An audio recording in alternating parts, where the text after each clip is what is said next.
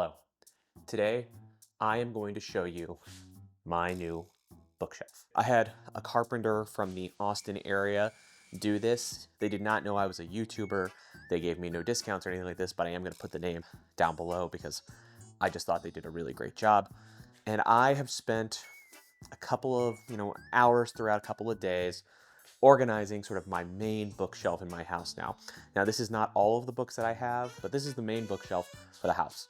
I'm gonna back this up a little bit so you can see just how big this is. It's roughly 8 feet by 11 feet, and I would estimate that it holds about 600 books currently. So we're just gonna go through all of these shelves, gonna talk about each one a little bit, and maybe you'll find some interesting books to read too.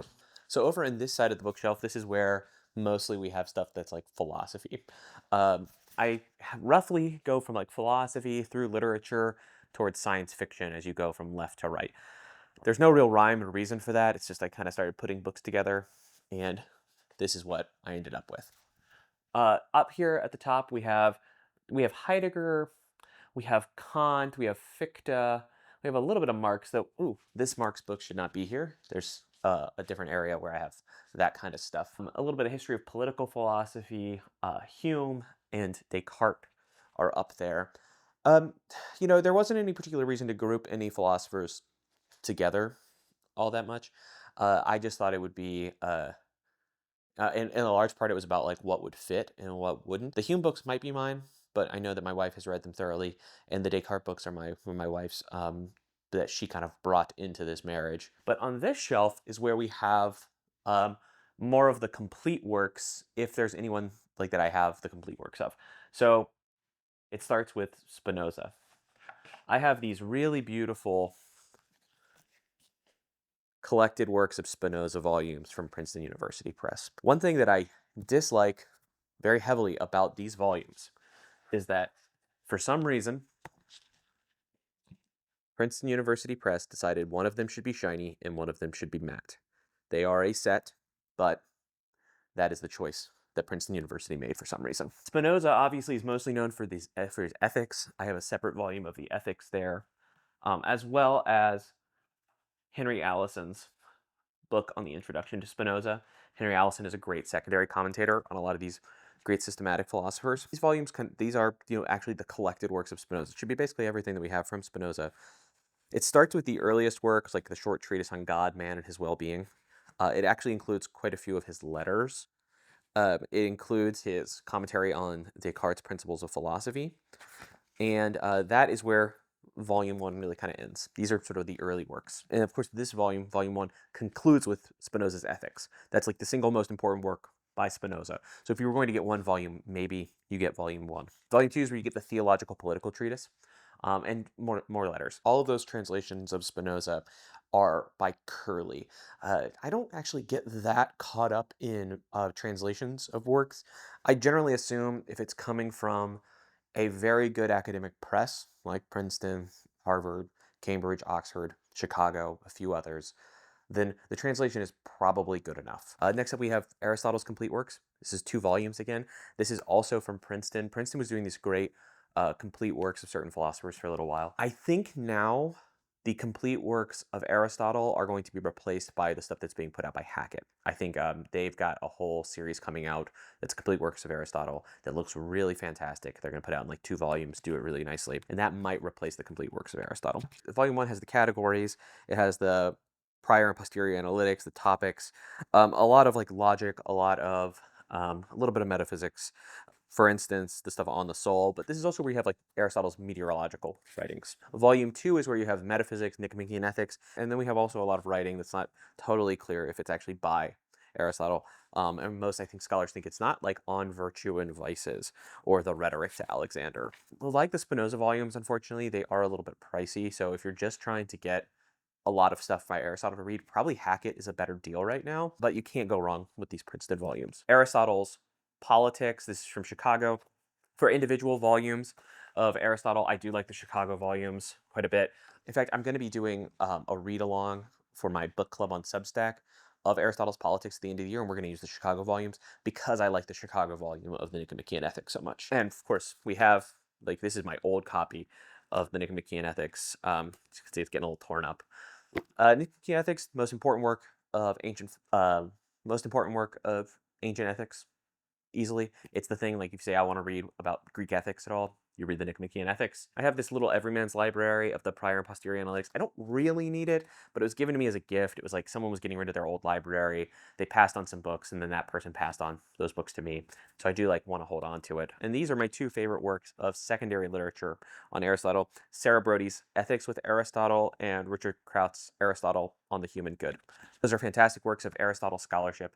They were really helpful for me when I made my Aristotle video over on the main channel. And I think Brody and Kraut are just really careful, close readers. The rest of this stuff is a little bit of Plato. I've got like the volumes of the Hellenistic philosophers with the Greek and Latin text from Long and Sedley. A. Long's really excellent Hellenistic philosophy. That book will kind of give you an overview of all major schools of Hellenistic philosophy, with a lot of reference to primary text, but you'd have to then go and read it yourself, obviously. I've got a few Loeb volumes, like Plato's Republic. Loeb actually sent those to me when I was doing some stuff on Substack. They sent me some Aristotle as well. Routledge publishes these volumes. They'll just have the name of a philosopher. This is one on Plato, obviously, by Constance Meinwald. These volumes are really good. I don't always recommend secondary literature for people. I say if you want to learn about Plato, the best thing you can do is to read Plato. But if you're looking for like that one book that would be a kind of neutral, typically very high quality guide to those philosophers, well, it's almost certainly these Routledge ones. And they're, as academic books go, they're fairly affordable. So this would be the series that I recommend if you're desperate for secondary lit. My Hackett, Complete Works of Plato, indispensable. Everyone who's interested in philosophy should have this on their shelf. These are the Lives of the Eminent Philosophers, volumes 1 and 2. I think the Loeb ones are just nice to have, but you don't need to get them from Loeb, obviously. Loeb's pretty expensive. This basically tells you little biographies of some of those famous philosophers. This is where we get to know some facts about Plato's life, some facts about Plato's, some facts about Socrates' life. This is where we actually get numbers for how many books some of these philosophers read or wrote, because it's not like we actually have those many of their books. Most of the writing in the ancient world's lost to us, right? Have a little stuff from Diogenes the Cynic here, Sayings and Writing. Oxford University Press's their World Classic series. Pretty good, and also usually very, very affordable. We have Society of the Spectacle. I think I just shoved that in because it fit. But Non-Things by Byung-Chul Han, The Disappearance of Ritual, The Crisis of Narration, The Burnout Society, Shonzai. I've been a fan of Byung-Chul Han's work for a couple of years now. I've read, I think, all of the books that he's published, at least the stuff from Polity. In fact, I recently heard from Polity that he's got a new book on the way, which I'm looking forward to. I don't think we can go that slow for everything, or this is going to be like a 3-hour video. First, we have my books from Erasmus. I actually only have one work here that's by Erasmus. Most of the stuff I read from Erasmus, which I've been trying to read more, like his letters, you can just find online, like on the Internet Archive. But The Praise of Folly, a book I have recommended before. Hilarious book. And then a couple of secondary works on Erasmus. I haven't read all of these yet. Actually, it's for a new thing that I'm doing, part of my book research, actually. Erasmus of Rotterdam by Barker, which is this biography of Erasmus. And then this book by Michael Massing, Fatal Discord, Erasmus, Luther, and the Fight for the Western Mind. This is really good. It's kind of a dual biography of Martin Luther and Desiderius Erasmus. And it really does kind of show like the way not taken for the Western mind, which is the Erasmus way. Maybe we'd all be a little bit better off if Erasmus had won those disputes with Luther. So then we have basically the Hegel shelf. All of this is like Hegel related. We've got the Routledge book on Hegel from Frederick Bieser, Viewings, biography of Hegel. Then we have Holgate's Introduction to Hegel, very, very useful. Charles Taylor's work on Hegel, but obviously in the middle you have Hegel's work himself. Science of Logic, Elements of the Philosophy of Right, Encyclopedia of the Philosophy of Sciences, or the Philosophical Sciences, Phenomenology of Spirit. Pippin's work, Hegel's Idealism, is very, very good. Hegel, I think he has a big biography of Hegel too, which I know I've had at some point. I don't know where it is right now. But this is sort of the Hegel shelf. Um, Friedrich Bieser is probably the best historian of German idealism living today. So if you're looking for secondary work too, he might be the guy that you want to reference. And then to keep the Hegel books company, we have the Hegel statue. You know, I don't love knickknacks, but two little statues on my shelf, I feel okay about. So things get less systematic when we get down here. I don't know this. These two books are not the only books by David Bentley Hart that I own. I probably need to do a little bit better job of organizing the shelf, but two of David Bentley Hart's books, if you know that I'm Eastern Orthodox, this is the sort of Eastern Orthodoxy kind of stuff I might read, though I mostly put theology stuff on a shelf on the other side of this room, so I probably am going to move the Bentley Hart. So you know what? Let's just throw him on the ground for now. So then we have the works of Italo Calvino. Is he most famous for If on a Winter's Night, a Traveler? Perhaps. I've had these for a while, and they're like water damage now, but I like them a lot. My favorite Calvino, though, is Invisible Cities. These are terrible to show on camera. They're going to blow out because they're just white. I love this. This is the story of Marco Polo, like telling Kublai Khan about these various cities he's visited, but all of them are these fantastical cities. They're just like these delightful kind of flights of imagination, but they're all beautiful, and that's why it's so much fun to read. Then we have Plutarch's Lives. Arguably, Plutarch's Lives should be a little bit closer to the classical philosophy, but that's fine. Ooh, okay.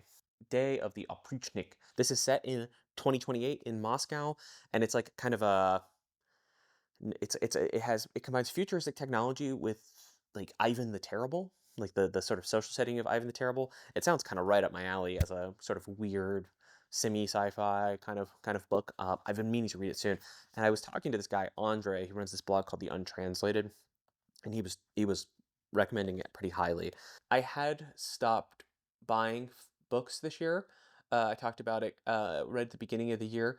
I ended up making some purchases mostly to support either kind of new authors or to support a couple of small presses like Dalkey Archive or Deep Vellum that lost funding with the National Endowment of the Arts grants when those got cut. So I decided to actually just put up some money or like open letter to get the two Attila volumes. One of these books is the story of Attila the Hun. The other book is the story of the writer of this book writing his book. It's a weird combo, but I'm glad that places like Open Letter exist to show this, to do these sorts of things. Matthew Gazda's The Sleepers has been getting a lot of hype on Substack as part of this like sort of up and coming generation of writers who are using Substack a lot. So that has been kind of on my, so I've been meaning to read him. Brandon Taylor's Filthy Animals. I haven't read this one yet, but I read Real Life, which is actually just over by my chair. Let me grab that. I know Brandon is at least aware of my videos, which I do appreciate. I like his novels. I liked it a lot. I actually asked him which ones to read first, and he told me to read his books in order. So I started with Real Life. So you know what? That's going to go right there by Filthy Animals. And he has he's got another book, The Late Americans. I don't own it. And he has a new book coming out called Minor Black Figures, which I will read eventually. A little bit of Mishima, Beautiful Star, sort of Mishima's science fiction forays. Some random books here, like this book on Gnosticism, which I was using for research for something. We have my works of Kierkegaard here, either or in both volumes. You know, I recently did a slow read with the Catherine Project of the concept of anxiety, and it was horrific. I do think I learned something, but it was probably the hardest. Maybe I think the concept of anxiety might be the hardest book that I've ever read. Bart's work. This is Mythologies is great. It's got this nice essay about pro wrestling that I like. And then Image, Music, and Text is where you have the essay on the death of the author.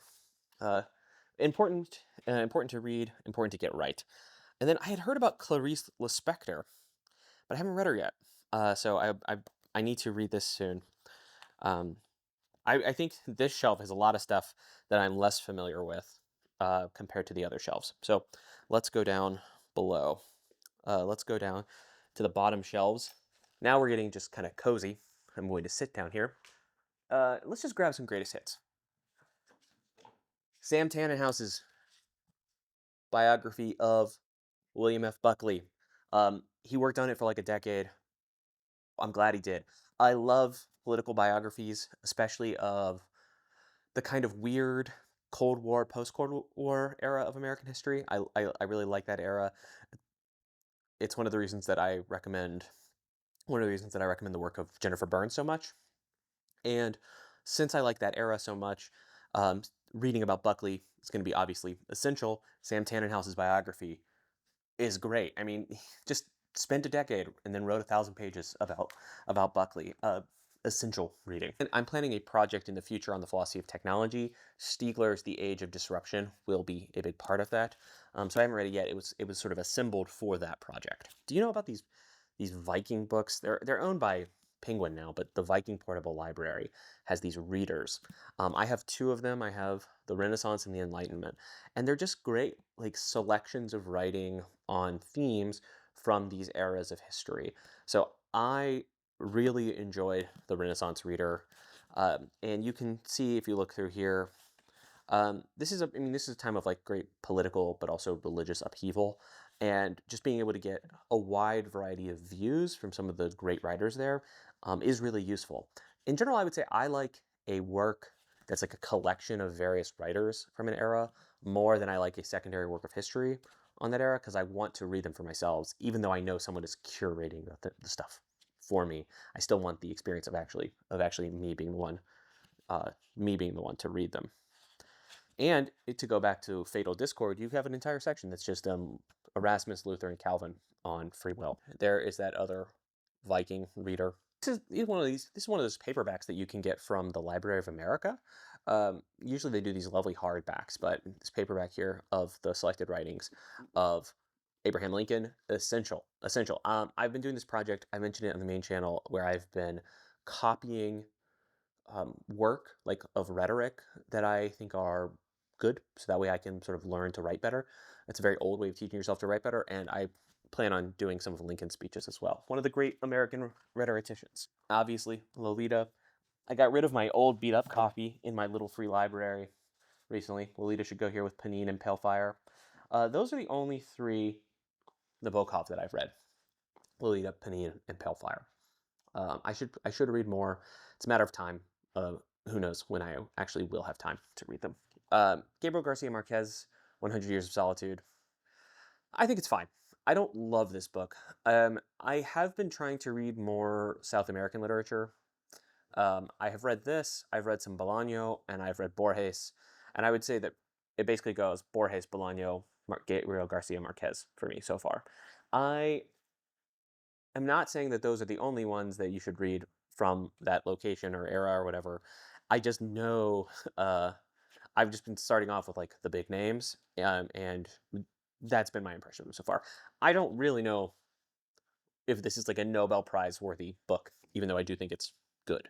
I have two copies of Moby-Dick on my shelf, and I'm going to get rid of one of them really soon. I have a little free library out front, I mentioned, and if I have an extra or something, then I can simply just get rid of a book. I guess probably the reason I've been hesitant though is that they have different illustrations, and I like the illustrations a lot. I love illustrations throughout Moby-Dick. They can be really great, and so this is the modern library one, which I like a good bit. But my favorite Moby-Dick, this is from the University of California Press, but it's reprinting the design of Arion Press, and Arion Press does these very expensive, very limited run books. They have one for Moby-Dick that's impossible to get unless you're going to spend a ton of money. I love the typesetting here is just nice and big, and typesetting here is nice, big, and comfortable, very tidy. Oh, you can see here that I have a tarot card that I left in there. I often use tarot cards as bookmarks. I find that like they make really great bookmarks. And I had a pack of tarot cards in my house that again I had picked up for research. I needed to like reference them in something I was writing. So I was just like wanted to look at them. So I was holding them, and then I was like, what am I going to do with these tarot cards? I have no interest in tarot like as a practice. And so I was like, well, let's try them as bookmarks, and they're great. But yeah, I love the illustrations in this volume.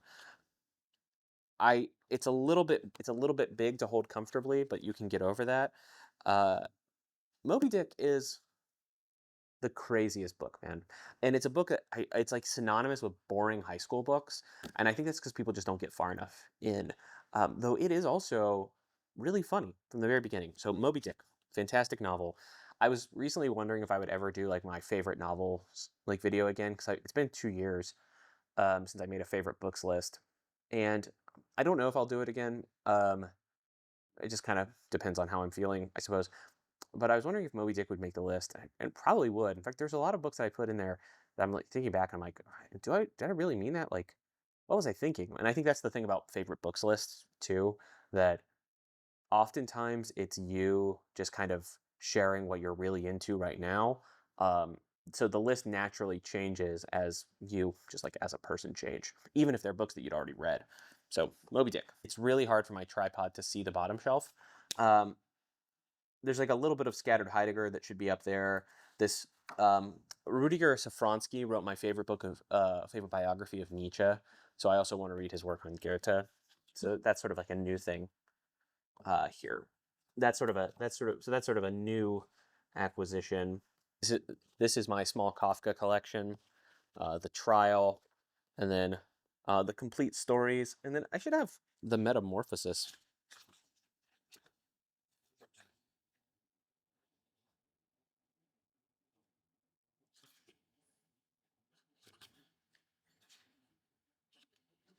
Okay, so I have the Trial, the complete stories. I know I have the Metamorphosis somewhere. I just, as you start organizing books, something gets lost. And then this volume of the aphorisms of Franz Kafka, which are very funny. They're very funny, sometimes profound, mostly funny. And then the editor here, Shelley Friesch, is the translator, and then Rainer Stock is the editor. He includes these like little commentaries. Frankly, though, this book did not need to be this big. We could have thought of a slightly more economical way to print this book. But I have a feeling it was already only like 100 pages, and they needed to beef it up somehow. So that's what they did. The extinction of experience is essentially about what being on screens all the time is doing to our brains, or doing to being human. And I'm gonna be using this in a video soon as I try to expand on this sort of like philosophy of technology stuff that I've been working on. It's a little bit more pop.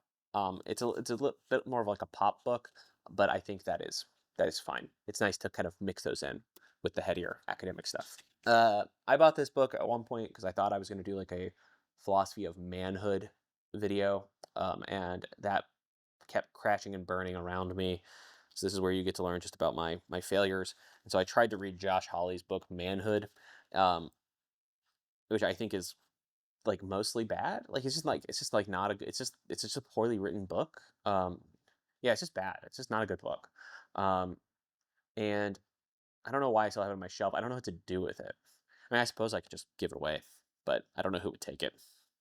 I would say Josh Hawley, maybe not the play. Josh Hawley is maybe not the go-to guy for astute political philosophy or reflections on the meaning of being a man. We have now made it through one column. We're moving fast. Let's go to the others.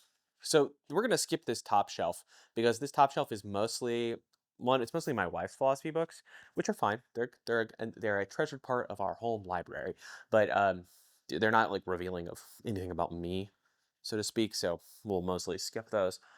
Except that's where our Wittgenstein is. There's a little bit of stuff about David Hume up there that's good.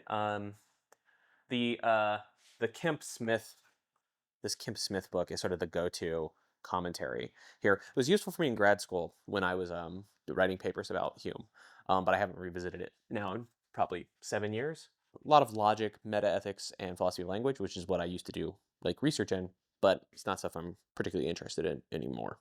So Charles Taylor is one of my favorite contemporary philosophers these days, um, and his like absolute masterpiece. And I need to finish my annotation stuff here. Is A Secular Age, about the rise of secularism, pushing back explicitly against something called the subtraction thesis, which is like secularism is just like society minus religion, and he thinks it's a much more profound shift in our social lives and also our individual lives. But my favorite like little treasured gem from Taylor though is The Ethics of Authenticity. It's this lecture series he gave on like what is the value of being authentic? What is authenticity anyways? I think that's a neglected think that's a neglected subject and something that we should all think about a little bit more, because I feel like we all hold up authenticity as obviously a good thing, but we don't really ask ourselves like what it is, why we value it, or anything like that. And I think that's always like the cool place to do philosophy, by the way. Like find something where everybody agrees or takes something for granted, and then ask like, why do we take that thing for granted? That's the good place. That's like the cool place for philosophical inquiry, and I think that's kind of what Taylor's up to here. I wish he would expand on authenticity more than like this 150-page lecture. Wolf Hall by Hilary Mantel blew me away. The rest of the series also fantastic. Mantel is amazing. Was amazing. She died recently. The only tragedy that I can think of, the only bad thing I can think of about the story of this trilogy is that the first two won the Booker Prize and the final one didn't. But Mantel didn't seem that bothered by it, so I will get over it. It's the story of Thomas Cromwell. It's the story of the Reformation, but it's told through a really personal lens. It's got this deeply, like, very, very modern literary style combined with historical fiction. Frankly, they read a little bit more like modern people. Like you are reading about moderns rather than people from the Reformation or at the cusp of modernity or whatever. I don't really blame her though. Dermot, is that what you say his name is? McCullough, who's the historian of the Reformation, I believe basically says that the Cromwell that's in that book is the Cromwell from the archives. Um, I even read an article that suggested I even read an article that suggested that Mantel like was channeling the ghost of the spirit of Cromwell and was like engaging in like demonic activities here. I mean, I laughed when I read it, but like that's how kind of uncanny her representation of Cromwell is. This area here is shame. There's all shame. It's the 7 volumes of In Search of Lost Time, and I haven't read them. I was thinking I wanted to read them this year, and then things really got in the way. I'm writing a book, trying to survive on YouTube. That's going well, but those first 2 things are going well. My wife's pregnant. We're having a second kid in a couple of months. A lot of things shifted. We're getting a puppy in a couple of weeks. So I'm doing a lot of dumb stuff all at once, and just a lot of stuff that takes up my time. So Proust, we're holding off on Proust for a little bit. The King James Bible, I wanted one kind of on the literary side. So this is just the Penguin version here. The Bible as a work of literature arguably is essential reading for everyone who's kind of interested in Western literature, in the same way that probably if you want to know stuff about, like, I don't know, if you want to understand a lot of poetry in Arabic, you probably need to at least have a passing familiarity with the Quran. I do not. And it's probably why a lot of like Arabic poetry stuff that I could read is kind of over my head, right? It's the same way with the Bible. You're going to understand Shakespeare more, for instance, if you understand at least a little bit of the literary stuff going on in the Bible. This shelf is basically all spy novels and John le Carré. We've got the letters of John le Carré. I always like to get like a letters collection or a biography of someone I was reading a lot of. And then you have these Penguin sort of, they're very bland covers, but these Penguin series here have a lot of his work. But not all of his work is available in that edition. So I ended up getting a lot of other things from Penguin. Some of these I had to order from the UK. I had to order some of these from the UK to get them here. I have not yet read Carla's Choice, which is Nick Harkaway, who is John le Carré's son, wrote a novel in his father's Smiley universe. And you think, like, that's going to be awful. Like, there's no way that's good, right? It's kind of like reading like the Brian Herbert Dune novels. Like, who gives a damn about the son of a famous author, right? Well, it turns out they're good. Like every review I've read has said that it's really, really good. So I will read it eventually. I like Harkaway on his own. I haven't read No Man, but I read what was it called? It's like a murder mystery kind of detective novel, but it's science fiction with people who are like genetically enhanced. The title's escaping me, and I don't have a physical copy, so I can't just show it off. This, by the way, just as covers go, is one of my favorite book covers. The orange works so well here. The Penguin Modern Classics font and everything just works so well. Unfortunately, my experience with John le Carré is that I read his best novel first, which is The Spy Who Came In From the Cold. That's not always a terrible thing to do, but if you read the best novel first, every other book does feel a little bit disappointing. Tinker Tailor Soldier Spy, obviously great. The Honorable Schoolboy is great. It's like great travel writing too. It's just damn, man. It's just like once you read The Spy Who Came In From the Cold, which I think is a perfect novel. And what I mean by perfect there is just it's a novel that I wouldn't change a single thing about. Like I wouldn't fix anything. There's lots of novels that I love that I would fix something. I would not fix anything in The Spy Who Came In From the Cold. That's why it's perfect. If you're gonna read Dostoevsky, I do like the Katz translations just for how they read. I know I said not to worry too much about translations. I just like the feel of Katz quite a bit. I like the Katz brothers K more than I like the Pever and Volokovsky. I know that's a little controversial to say, but I like that better. I like Katz's Crime and Punishment a good deal too. His Crime and Punishment actually is in my office because I was revisiting it recently. This is basically sort of mostly Russian stuff. And then I put the Saunders book. I put the Saunders book here, A Swim in the Pond in the Rain, with the Russians because it is a kind of analysis of Russian stories and Russian authors. We then we go past the Russians. We get to Bolaño, A Night in Chile. Blew my mind recently. It's short. Go read it. That's all I'll say. Then we get to Borges, this guy I fell in love with recently. It turned out I actually owned a few things of Borges that I had forgotten about, like the collected fictions. Obviously, though, if you want to read anything by Borges, you start with Ficciones. If you are a close follower of my channels, you might remember I said I wasn't going to buy any new books this year, and then you can wonder, like, well, that's a little bit more Borges than I was expecting to see on your shelf. Yeah, I caved. Okay, so these are just like language learning books, like my reference for Latin. Um, like my reference for Latin, that's probably not that interesting for anybody. My wife reads German and speaks German, and then we have this aspiration of the both of us reading a little bit of literary classical Chinese. My wife can read some classical Chinese because she's a native Mandarin speaker and is kind of familiar with classical Chinese, but she's not. It's not like something she has spent a lot of time on, and it would be kind of cool. We both thought. And then we had all these dreams, and then we started having kids. These are some slipcase editions from the Library of America, along with one non-slipcase here. Baldwin, Madeline. Does she just say it Lingle? Lingle? Like how does she pronounce it? I don't know.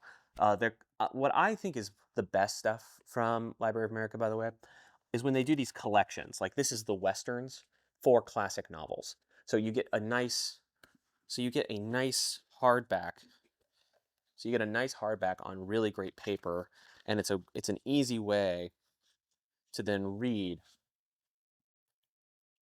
for genre-defining classics. Of course, they're probably more known for like their collections of just like an author, so that's why I have like Emerson and Thoreau here. I also have some other writing from Emerson that's probably mostly redundant. I could maybe get rid of this, but then these are the journals of Emerson, which are not redundant. Let me tell you I love it when you can find sloppy stuff on book covers. And so this is a collection of Thoreau, Henry David Thoreau, Walden and Other Writings. Look at the back of this. That's the bio, I hope you can see this, of Ralph Waldo Emerson. There is no bio at the bottom here of Thoreau. They put a little blurb bio of Emerson. Somebody, I assume, lost their job because of that. It's just a genuinely baffling mistake. Okay, down here, again here's where you see all my Cormac McCarthy. Modern Library with the Border Trilogy. No Country for Old Men, Blood Meridian. I know I have a copy of The Road. I've read that copy of The Road. I don't know where it is, though. And then you've got The Passenger and Stella Maris, McCarthy's last novels. And then, I think I mentioned I was working on like a philosophy of Cormac McCarthy video that I put on hold a bit, and I've decided to make again. Uh, and so I have some secondary work, including this Cambridge companion to Cormac McCarthy.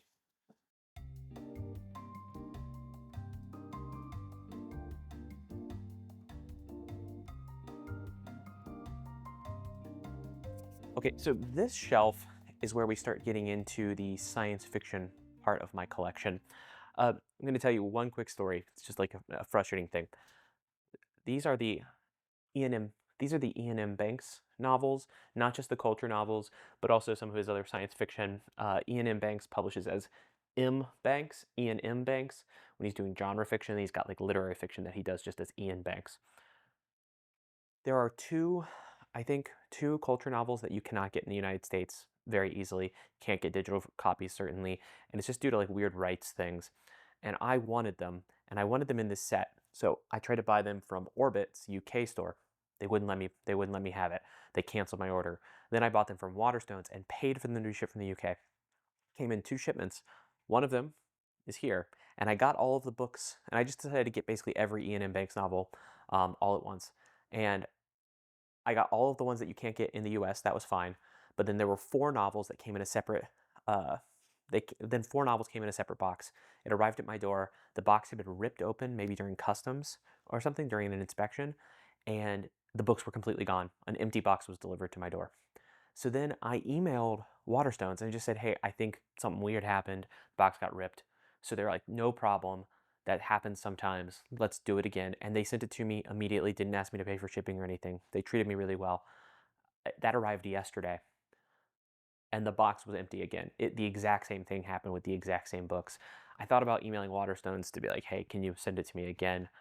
At some point they're going to think I'm scamming them, but it's just not worth it. It's just, who cares if the covers match? I'll just buy the American editions of those books, because it was like Consider Phlebas, Player of Games, Use of Weapons, really kind of like standard culture novels that you can get very easily in the States. But like I think it's Accession that you can't get in the United States currently. It's just absurd. So those are my culture novels. I love the culture. Culture's, maybe for ranking science fiction series, my favorite science fiction series these days. It's great. Got some stuff from Pound. Have some things from Ezra Pound, including a Library of America volume. Peter Watts, Blind Sight. I keep being told I need to read this, but I haven't read it yet. But something I'm very proud of in this collection on these shelves are all of my Ursula K Leguin books. Ursula K Leguin is super well represented on Le Guin is published heavily by the Library of America. There's a 2-volume box set here just for the heinous cycle novels, Dispossessed, Left Hand of Darkness, Rokanan's World, things like that. And I have that. And by the way, these are great to actually read. The Library of America books are actually good to read. I reread The Dispossessed recently, and that was the edition I used. And then I've got, her books, Annals of the Western Shore. Again, just gorgeous. This is Le Guin's translation of the Tao Te Ching, considered to be a bad translation, but an interesting work, sort of, if you like Le Guin. Some of her essays from Dancing on the Edge of the World. This particular essay collection took me forever to track down, but I was very glad I could get it. This is where, this is her work. This is where you can read on, for instance, she's got a Le Guin introduces Le Guin. It's got a whole section on science fiction and fantasy, like Why Are Americans Afraid of Dragons, From Elfland to Poughkeepsie, Do-It-Yourself Cosmology, American SF, and the other great works of sort of genre criticism. Introductions to some of her books. Then one of the reasons I really wanted to do this, though, is because after the publication of The Left Hand of Darkness, she wrote an essay called What Good is Gender? And it was sort of responding to critics. And then she decided about 12 years later that she wanted to revisit those thoughts. And she thought about revising the essay, and she said that was dishonest. So what she decided to do instead was to publish it like this, with the Redux edition where she started annotating. She added notes to her thoughts. So you can actually read Le Guin's later thoughts about gender and about the left hand of darkness. And I think that's a really cool way for authors to handle this. I mean, it's a very cool piece of sort of Le Guin history. This is sort of her like miscellaneous novels, like The Lathe of Heaven, which is good, but doesn't like quite fit here. The Eye of the Harem is the one that got that horrible Studio Ghibli adaptation. There was like one Library of American volume I couldn't find, which was the Orsiniya writing, and so I had to get this. Got it from like a library. Has no dust jacket. Oh well. Again, proud to have it. You know, Le Guin is like a top writer for me, so at some point it's just like owning and reading everything from Le Guin. It's kind of essential. So this is part of the process here. And then changing planes, which I've mentioned before. This is actually like a work of Le Guin criticism. There's not a ton of stuff about her, though there is a writer named B.D. McClay who's working on a book about James Tiptree Jr., Le Guin, and Joanna Russ as sort of like a triple biography of women in science fiction in like the 70s, which I think is going to be great. No idea when it's coming out. I just know she's writing it. And that's where we start getting, and so cool. This is some of like my favorite sort of heavy on the ideas science fiction. Okay, down below here though, Infinite Jest. I am such an annoying and stereotypical like lit bro guy in the eyes of some people that I'm almost afraid to I'm almost afraid to admit this. I have an Infinite Jest tattoo that I got in grad school when I lived in a neighborhood in Boston that features in this novel. Uh, two of Foster Wallace's, two of DFW's essay collections, a supposedly fun thing I'll never do again, and the thing I think is actually great here is the E Unibus Plurum television and U.S. fiction. That's an essential read if you kind of want to understand what's going on in like screen culture and things. A little bit of Rene Girard. I don't know why he's over here. Two Norton critical editions of Dr. Faustus. I love Marlowe's Faustus. It was one of my favorite classes I took in undergrad. And over time, I just accumulated two of the Norton critical editions. But they have different critical secondary work in the back. That's why I've held on to both. Yeah, I love Marlowe's Faustus. I haven't read Goethe's Faust yet, so I can't say this, but no, I was going to say something about how like this is my favorite, but I just don't know. I haven't read Goethe yet, so we'll find out. But I took a great class. It was actually my junior composition class in undergrad, and I took it like a special one that was only for English majors. Even though I was a philosophy major, I just like convinced the professor to let me in, and it was more writing intensive than most of the composition classes. And we did a lot of close analysis of Faustus as kind of the thing we were all going to write about, and it just really opened my eyes to literary criticism, and to actually appreciating plays and theater as well. Another Norton critical edition. T.S. Eliot's The Wasteland. These are just really solid editions. I like the secondary work, even though I don't think you have to read secondary work. If you want to, this is a good way to kind of dip your toe into it.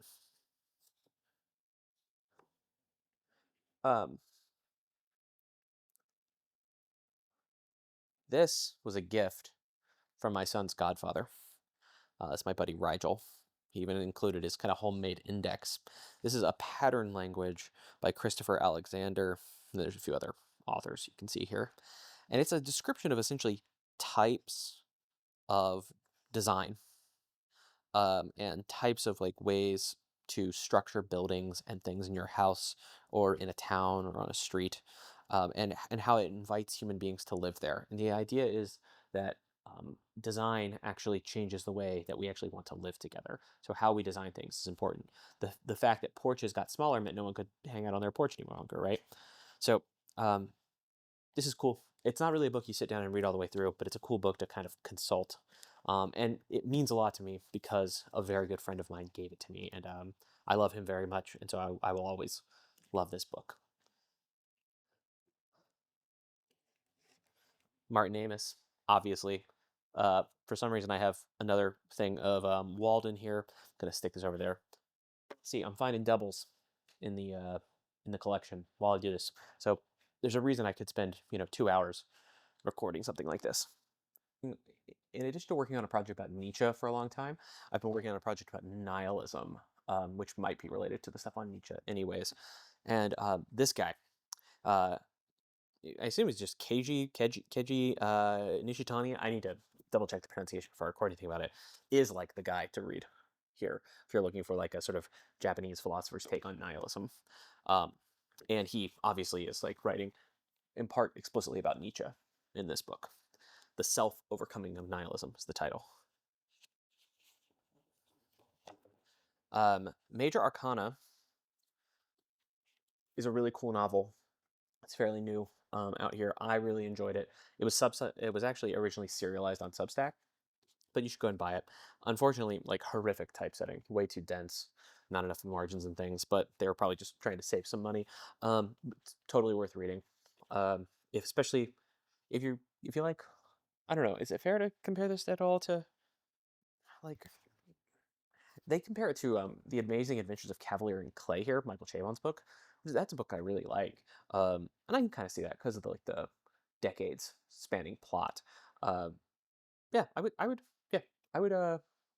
would give this a serious shot. I'll put links to some of these books down below, and I'll be starting reading this tonight actually, because I am running a reading along on this on my Substack, The Remains of the Day by Kazuo Ishiguro. I prefer Clara and the Sun over this book. Well, I prefer my favorite Ishiguro that I read is Clara and the Sun, but I also really like Never Let Me Go. That might be the thing he's most famous for, if it's not Remains of the Day. And I have The Buried Giant, which I still need to read though. So there's just so much to read, guys. And then down here, it's a little harder to see, but you can see I've got some of the fiction of Paul Kingsnorth. It's like a weird post-environmentalist Eastern Orthodox writer, but I like his fiction, I think, more than I like his essays. I've mentioned Savage Gods before, which is a great kind of portrayal of creativity and possibly a man going insane. But this trilogy is weird. They all kind of stand alone though, which is good because I read the second one first. I didn't realize that I didn't realize it was actually a trilogy, and I was able to read the second one the most. I have friends like literary critic friends who say that every book should stand on its own, even if it's part of a series. If that's the case, if that's like your criterion, Kingsnorth did something right, at least with that. Um, the Wake is written in this kind of crazy dialect that's sort of based on um, Old English or something like this. Buckminster comes this call, Buckmaster. Buckmaster comes this call, Buckmaster. And his Echiard is coming up to me under the wellig, and Allor trolls from the west and not alone. So like the point is like you kind of have to immerse yourself in this text before it starts to maybe slightly make sense. And I actually like that. It's one of my favorite parts of Cloud Atlas actually is like that. So I'm into weird invented languages. Everything in this last column is mine, except for the very last one, which is my son's books. The idea is we wanted to keep them low enough that he could actually grab them. So we'll only do 5 of the 6 shelves. I know that this should not be here, but these are all my Cycnica volumes from the University of Chicago. Hardship and Happiness, Letters on Ethics, his 2 volumes on the tragedies. They're all up there. The problem I was facing was that I had all of my I had all of my classical philosophy over there, but then I had the Iliad, the Odyssey, then I had the Iliad, the Odyssey, and the Aeneid over here, which are like dramas and poetry. And the problem is Seneca wrote both, and so where do you put them? And I wanted to keep the authors together. You can see how, unfortunately, creating a library organization system is kind of, you're always going to have to make difficult choices, and that was one. So I mentioned that I really like these Library of America collections. This is the 2-volume set on women in science fiction. The Future is Female.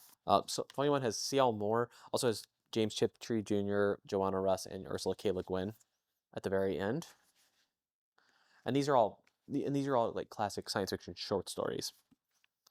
Volume 2 has like a little bit more Le Guin, The Day Before the Revolution, which is a very good story. James Tiptree Jr. is the girl who was plugged in. And Raccoona Sheldon. I feel like not a lot of people know about her. James Tiptree Jr., by the way, she was a woman. She wrote under the name James Tiptree Jr. Unfortunately, her real name is escaping me. Maybe I'll put it up here if I remember when I'm editing. But she published as a man because, well, she thought no one would read her. And now it's very funny that she still gets published under her pen name, but then gets put in, female collections or whatever. Okay. Then we have the classic American science fiction. There's 4 volumes. This one is the 50s, and then this is the 60s. This is like, Theodore Sturgeon or Robert Heinlein or James Blish would be in this one. R.A. Lafferty was here, Past Master. I really like R.A. Lafferty. And Nova by Samuel Delany. I haven't read this Jack Vance one, Infaro, but I've meaning to read more Vance. Then I have the Philip K. Dick complete collection. I sometimes get asked about my thoughts about Dick, and I would say they're fairly complicated. I like Do Androids Dream of Electric Sheep. I think I liked Ubik, but it's been forever. I like The Man in the High Castle. I don't know if I like anything else that I've read, but it's been so long since I've really seriously read any of it. He also is kind of this like insane. I mean, he also just like as a little autobiography thing. I think I had a Library of America Phil K. Dick volume of just like a couple of his novels when I was in high school. It was like my first foray into these like collected editions. I don't know where that is anymore. It might be in a tub in my mom's basement back in Ohio. But that was kind of an important step for me. Isaac Asimov's Foundation trilogy. I don't know if there's really any reason to go beyond that first trilogy. Then we've got my David Mitchell section. David Mitchell is one of my favorite writers here. This is my original, my old copy of Cloud Atlas. And I actually own a couple of first editions of his work as well, like The Thousand Autumns of Jacob de Zoet, Bone Clops, Utopia Avenue, and Slade House. I had a chance once to bid on a first edition of Cloud Atlas, and my buddy Jimmy, before we were really friends, bid on it too, and he won the auction, and I didn't, so I don't know, I haven't forgiven him for that yet. I do have this. This is also a first edition of John Steinbeck's King Arthur.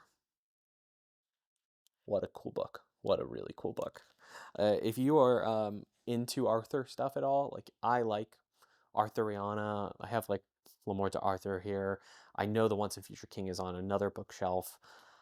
I liked the Bernard Cornwell Arthur stuff. You have to read Steinbeck too. It kind of, he eases into it being a good book, but it's just so cool to read, like a really modern writer taking on King Arthur. What a cool concept. What a cool book. And I was able to get that first edition like pretty cheap. I think the person who had it like didn't really care about it, so yeah. Okay, I have a lot of Sun Eater books. I'm actually pretty good friends with Christopher Rocchio, and so at some point I just started buying these. It was just like and next time I have him at my house, I'm gonna make him sign all of them. Here is another first edition though from C.L. Moore, Shamblo. This is a story collection. If you're collecting like first editions of anything, science fiction's a pretty cheap way to get into it. I don't say you should do too much, but it can be worth it. This is essays by Michael Moorcock, including his sort of famous essay Epic Pooh about Tolkien. And then this is a story collection, The Stealer of Souls by Moorcock. This is just a Library of America reprint, though, of A Princess of Mars by Edgar Rice Burroughs. Sort of classic science fiction, sword and sorcery, sword and planet, I guess is what it might be called, that nobody reads anymore. But Junot Diaz wrote the introduction. That's cool.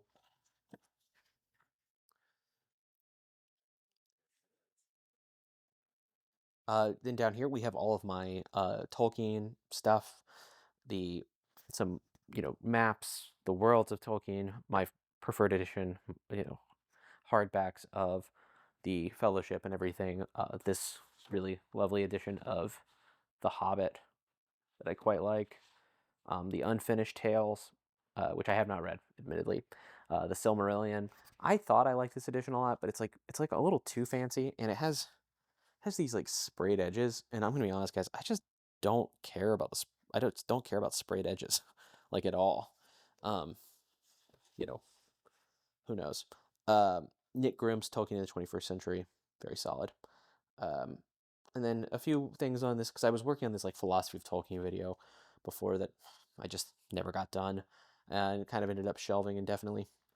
And then we move on, I have some art books, like the Hokozan manga. This is a thing of like icons, like iconography, a book on Bauhaus, because I'm a stereotype. It's one of my favorite design movements. One of my favorite moments in art is Bauhaus. So I have a Kandinsky I have a print of a Kandinsky in one of our rooms.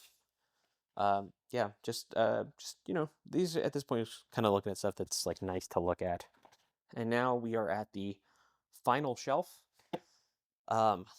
where I can't really tell you what the theme is other than things needed to go somewhere. Oh yeah, I have the short stories of Nabokov. I got this at a Half Price Books. I should go put this with the other Nabokov. So, the Book of Disquiet by Fernando Pessoa. I got sent this. It's by China Mieville and Keanu Reeves. The Book of Elsewhere. I was sent this by the publisher, but to be honest, I didn't read it. I like China Mieville, but I don't know. Couldn't bring myself. Just didn't strike my interest that much. There was like a comic included and stuff. I mean, I'm sure it's fine. It's just I got a lot of other things to read, right? My William Gibson. This is my just 4 things here: Neuromancer, Count Zero, Mona Lisa Overdrive, Burning Chrome. Just sort of the classic stuff of William Gibson. This is a really cool. The Lexicon Earthless. It's a dictionary for Book of the New Sun and the Earth Cycle from Gene Wolfe. And my Gene Wolfe books are all here. Book of the New Sun, all 4 books here in 2 volumes. Earth of the New Sun. Wolf of the Door is sort of collected. This is just his collection of his stories. There's a Le Guin quote on the back of this that says, "Wolf is our Melville." I'm glad Tor is still putting out his stuff, not just the stuff that easily sells, but you can get the best of Gene Wolfe, Wizard and Knight, all of that, because Wolfe was such a cool writer, and it's a shame if we lose out on these. Jenny Wirtz, fantasy writer. I haven't read a lot of her though, but she sent me some stuff, and one day I'll get to it. Yeah, and I always appreciate that. I don't really watch bookshelf tours, but I kept getting asked to do a bookshelf tour, so I don't know. Like, this probably sucks. Like this video is probably really bad, but I'm gonna put it on the second channel. Hope you like some of the stuff that you saw. Feel free to ask me any questions. I guess maybe I'll answer down below, and yeah, I'll talk to you some other time.